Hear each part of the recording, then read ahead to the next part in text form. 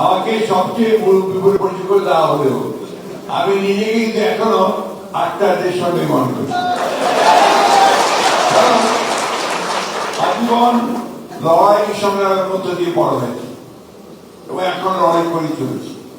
আমরা বিশ্বাস করি বাংলাদেশের মানুষ সংগ্রাম লড়াই এদের মজ্জাগত, যে কোনো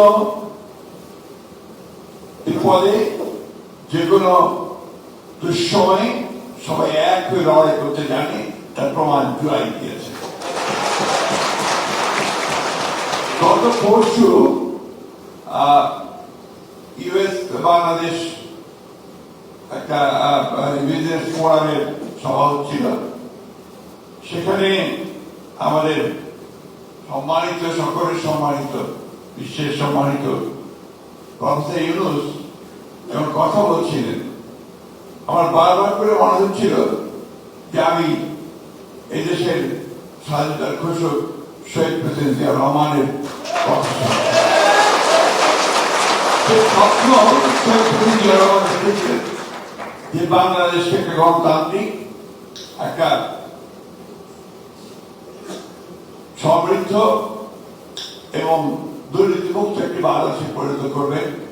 তার সমস্ত কথাগুলো সেই সময় প্রফেসর ইউনূসের কথা থেকে বেরিয়ে আসছিল।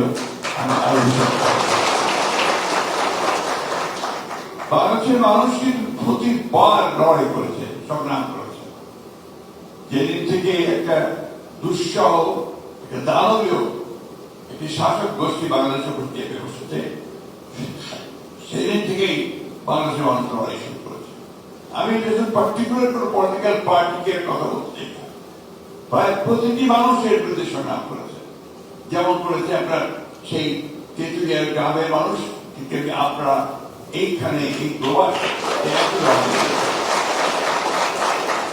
মধ্যপ্রাচ্যে যারা আপনার বাংলাদেশের উন্নয়নে বলুন, প্রতিটি কাজে বলুন যে সহযোগিতা করছে, সেটাও স্বপ্ন দেখেছিলেন শহীদ প্রেসিডেন্ট জিয়া রহমান। এবং আজকে গার্মেন্টসের যে নারীরা আমাদের যে কাজ করছেন এবং একটা নতুন একটা অধ্যায় সূচনা করতেন, সেটা কিন্তু স্বপ্ন দেখেছিলেন শহীদ প্রেসিডেন্ট জিয়া রহমান। একজনের শাসন ব্যবস্থা থেকে বহুদলীয় গণতন্ত্র এবং একই সাথে মুক্ত সমাজ, একটা আপনার মুক্ত সংবাদ প্রবাহ, freedom of speech, freedom of press, এগুলো স্বপ্ন দেখেছিল শহীদ প্রেসিডেন্ট জিয়া রহমান। আজকেও আমাদের নেতা, তরুণ নেতা আমরা বলি, তিনিও 31 দফা কর্মসূচি দিয়ে সেই নতুন চিন্তা ভাবনা। আমি একটা কথা খুব স্পষ্ট করে দৃঢ়তার সঙ্গে বলতে চাই যে আমরা যারা বয়োজ্যেষ্ঠ আছি, আমরা অনেকগুলো লড়াই লড়েছি, আমরা স্বাধীনতার যুদ্ধ করেছি, পরবর্তীকালে গণতন্ত্রের জন্য সংগ্রাম করেছি, লড়াই করেছি। আজকে আমাদের সামনে শহীদরা যারা তারা এসছে এবং আমরা অত্যন্ত আশাবাদী যে আমরা ভবিষ্যতে আমার লড়াইয়ের মধ্যে দিয়ে যেতে পারি। একটা কথা আমাদেরকে সবসময় মনে রাখতে হবে, সেই কথাটা হচ্ছে যে স্বপ্ন দেখতে হবে। প্রফেসর ইউনূস যে স্বপ্ন দেখেছেন, যে দেখছেন, এই স্বপ্নগুলোকে আমাদের সামনে এগিয়ে নিয়ে যেতে হবে। তারা যে স্বপ্ন দেখেছেন সেটা নিয়ে আমরা সামনে এগিয়ে যেতে পারবো বলে আমি বিশ্বাস করি।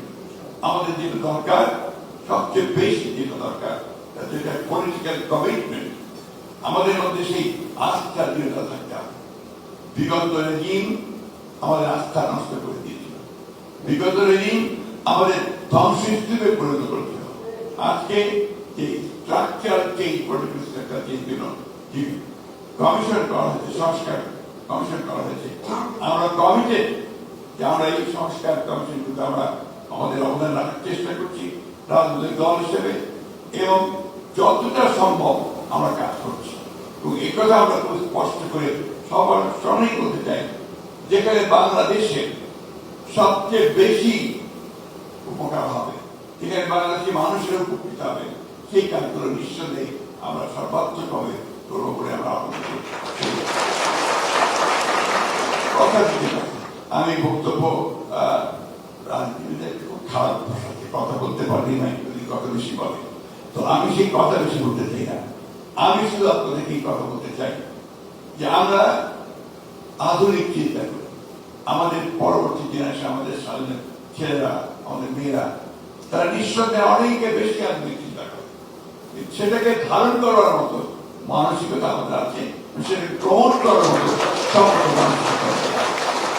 আমি বিশ্বাস করি, আমি আপনি যাদের কথা শুনলাম, আমি আরো আশাবাদী হয়ে উঠেছি যে আমাদের এই নতুন জেনারেশন তারা নিঃসন্দেহে আমাদেরকে সেই নতুন সংগ্রামে, নতুন লড়াইয়ে, নতুন স্বপ্নের মধ্যে দিয়ে আমাদেরকে নতুন দিগন্তের মধ্যে নিয়ে যাবে। আমি যার সঙ্গে কথা বলছিলাম, আজকেই সকালে কথা বলছিলাম, আমি অত্যন্ত আশাবাদী হয়ে উঠেছি যে আমাদের মেয়েরা, নারীরা, তারা একটা বিশাল ভূমিকা পালন করবেন আমাদের পরবর্তী এগিয়ে যাওয়ার জন্য। আসুন, একটাই আহ্বান আমাদের সকলের, আপনাদের সকলের কাছে, যাতে আমরা সবাই এক হয়ে একই একটা বিষয়, বাংলাদেশের বিষয়ে। সবার আগে বাংলাদেশ, সবার আগে বাংলাদেশ, এটাই হোক আমাদের ধন্যবাদ। বাংলা টেলিগ্রাফ, সত্য, সঠিক, সব সময়। www.banglatelegraph.com